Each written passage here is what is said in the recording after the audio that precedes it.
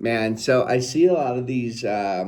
We get a lot of calls in our licensing group, and I know I start all my videos on like that, but it's because you guys give me so many ideas on videos to make. I like to just answer, frequently asked questions pretty much, or problems or issues that people have. Because if I can just store questions and answers on my YouTube channel, people are asking me questions, and surely the answer is valuable to them in one way or another. So anyway, that's kind of how I've been treating this YouTube channel recently. It's just being as valuable as possible. So anyway, when it comes to actual sales calls, like when you have a new prospect, a new creator who's already established in one way, shape, or form. Let's say our OF is already doing $20,000 a month or 30,000, if not even more money. I gotta say she's making really good money, and she books a call with you, and you guys have the actual sales call. There are real sales things that I would recommend that you do in order to just increase your conversion on it, to sign more creators. I'm pretty sure we have a 99% close rate on creators that meet and talk with me. And I don't think that it's anything that I do special. I think that it's just a framework that I use, and my level of confidence when I speak on these calls, right?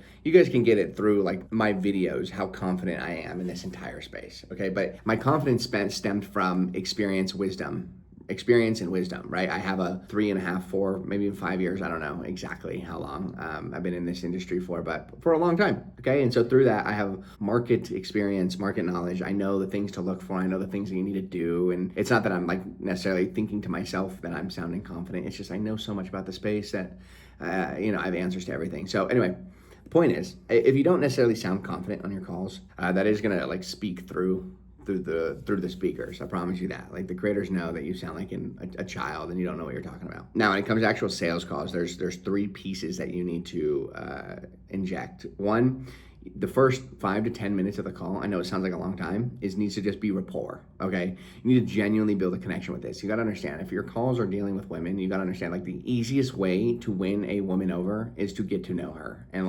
laugh, spend a couple minutes laughing and just kind of not necessarily enjoying each other's time in a weird way, but you gotta understand that this business in and of itself, majority of this business is based on communication more than results. You got to understand that it's a massive thing, and we'll kind of come back to that. But you got to understand, when you're working with creators that are primarily or predominantly female, you need to have sales calls that allude to the fact that you're talking to a female. And so an emotional connection, an emotional sales pitch is really where you're gonna get most of your responses, right? Your most positive reinforced responses, okay? So first and foremost, you need to build rapport for the first 5 to 10 minutes. I'm so serious, okay? Talk about anything, where they're from, things they like to do, essentially vetting them almost framed in a way you're qualifying them to work with you, but realistically it's to build that connection, okay? So think of it I'm qualifying you to work with me, but don't frame it that way because that's not really how it is, just to give yourself an idea of the questions and the things that you ask. Now, I refrain from talking about the OF side of things for as long as possible and just really get to know the person.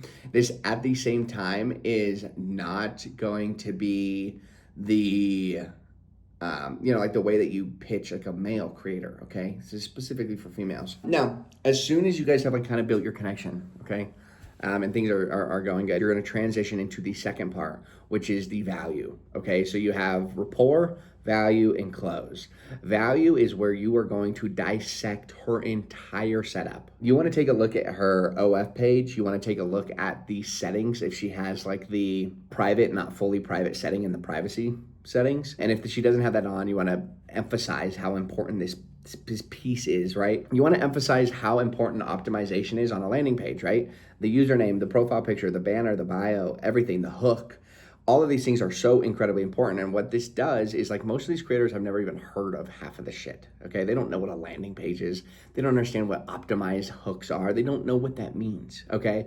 And so when you start talking about these things at length with a newfound fundamental understanding for something that they don't know, you sound brilliant. You sound like a genius to them, okay? And this is and the reason why I curated this audience on this side of OFM is because I talk about the things that are different than what everybody else is talking about. Everybody's oh, look at the new Reddit strategy. And I'm fuck Reddit. It doesn't exist as on a real marketing acquisition, right? So I've created this own unique subsect of like an audience over here where we talk about different things. Like nobody talks about the conversion ratio or like the landing page, for an example. Nobody talks about that stuff. Like I talk about it. Okay. And so the point in that, and that's why you guys may enjoy my content, because I talk about the things that are unique. And so on these sales calls, you got to understand that these girls have been ran through with agencies. Okay. They're agency hoppers. Okay. They've heard the content repurposing. They heard the Twitter posting service. They know that you're going to run a Reddit for them. They know all of this crap. They don't believe you, and that's not going to hold any weight in regard to actually closing that person as a client. So what you need to do is you need to take unique approaches to the value-driven piece or section of the call. In the beginning, you could literally, like for a couple of years, you could just confuse her and then she would sign, right? You could be like, yeah, we run, content repurposing. We have a unique tool down in the Philippines that will modify the metadata. And if you don't know what metadata is, it's essentially a piece of code that's written behind an Instagram video and blah, blah, blah, blah. And you could confuse them and you would sound like a genius. But now, we're so many years in that these girls have heard it all. Okay, your content repurposing does not faze them. So, like I said, you need to take a really unique approach on the exact things that you guys do that help, okay? And I'll explain why this is beneficial here in a moment. Anyway, the big thing is taking a look at all that stuff. Then what I want you to do is I want you to kind of not vet the creator, but kind of dig more personal, more internally. So one, you're gonna ask to see the chats. You wanna take a look at it. I want you to go through those chats and I want you to find everything that's just brutally wrong. Okay, then you're gonna show her. The next thing you're gonna do is you're also gonna look at the statements and you're gonna emphasize the conversion ratio, the LTV, etc. And then why it's done poorly and the common LTV that you have on reoccurring fans. I also want you to ask her where her chatters are. A lot of these agencies claim that all of their chatters are English or USA based, and creators don't know that you could go to the linked devices setting and see where all of the logins are. Most of the time, these agencies are like, yeah, they're USA based, right? But you'll log into the linked devices, the devices logged in, and they'll all say Philippines, right? So you can catch the agency in a lot of lies, essentially, which is going to give you a lot of credibility. Like the game, it's not necessarily about impressing the creator with like all of the marketing acquisitions that you do. It's almost like pinning the creator against the current agency that they're with. Like, how did they not know to change my bio and my banner and my profile picture? And how did they not know to run this campaign and whatnot? So essentially giving a free audit on their entire page while essentially just sounding like a complete genius. And then near the end of the call, and one of the things I like to do is I'm like, this is like realistically what I say. I like to say something like this. Now, we do not run any form of internal chatting, okay? We do everything through agency-based chatting. And the reason why is because if we have internal chatters that are just not good, you're kind of stuck with bad chatters, okay? But if we use agency-based chatting services, then what we can do is we can say, okay, let's say your page doesn't do well on these chatters. That's fine because we can move you to another chatting team. Let's say you don't do well on there, we can move you to another chatting. We have the creative or the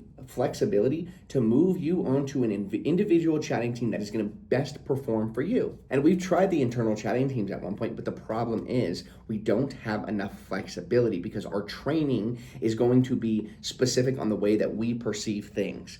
But the problem is everybody perceives things in a different way. And so if you want excellent chatting, but quite frankly, our chat teams just don't do the best on your page, and you're kind of stuck with it, and then it negatively impacts us and your results. So what we do is we use chatting agencies because it gives us the freedom and the flexibility to make sure that you're on the best chatting team that you need to be on. And with that, it also gives us the ability to allocate more resources to the technical side of things, the operational side of things, making sure that your page is as optimized as it needs to be, making sure that your chatting ratios are as high as they can possibly be. Like these certain things that you now have the freedom to do because you do not have an internal chat team. You're not gonna lie about anything on the call. You're gonna be completely and utterly genuine about everything you say. The idea of being disingenuous on a sales call is absolutely asinine, okay? Because a lot of you guys are like, man, my creator doesn't do anything. And I'm like, oh, Okay, well, you also have her locked out of her OF page. She doesn't know how much the page is making. You don't speak to her politely. You have an unorganized system for collecting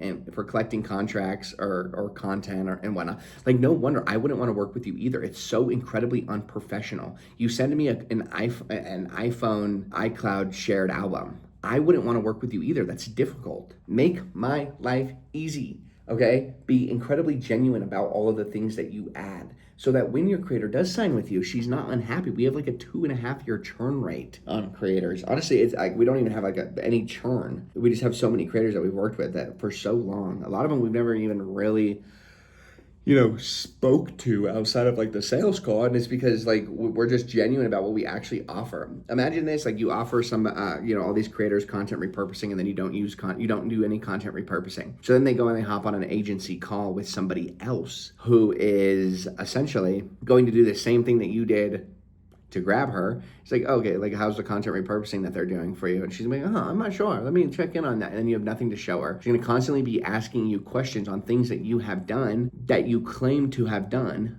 but you didn't do, right? So now you're in a really crappy situation where you just lied. And so I don't believe in disingenuous sales calls at all. I believe that you upfront and you're transparent about all of the services that you actually provide. And then if you do claim to have a certain service, then you actually provide it. But other than that, then you kind of close out the call. You let them know your pricing that you have, that 25, 30%, whatever it covers. One of the things I like to do is I like to anchor the percentage a lot. So I'm like, all right, so we take a flat fee of 70%. And then their heart drops and you're like, I'm just joking, we only take 25%, okay? And this is just anchoring the price, okay? And if you don't know anything about price anchoring, do some research on it. But we like to do like small things like that that are still like technical, like sales callsy stuff. But other than that, and another big thing is like, do you have warm or cold leads? Like, are you generating all your leads from like meta ads into a landing page type form, book a call? Or is this cold outreach? A lot of these things genuinely matter when it comes to, the type of calls that you're going to have and the strictness and the firmness and the, confidence that you have on these calls. But other than that, like this should work as like a really good template and a guide for you. Just remember rapport, value, close. Okay, there's those 3 steps and that's entirely it. Other than that, I'm going to head to the gym. So I'll see you guys in the next video.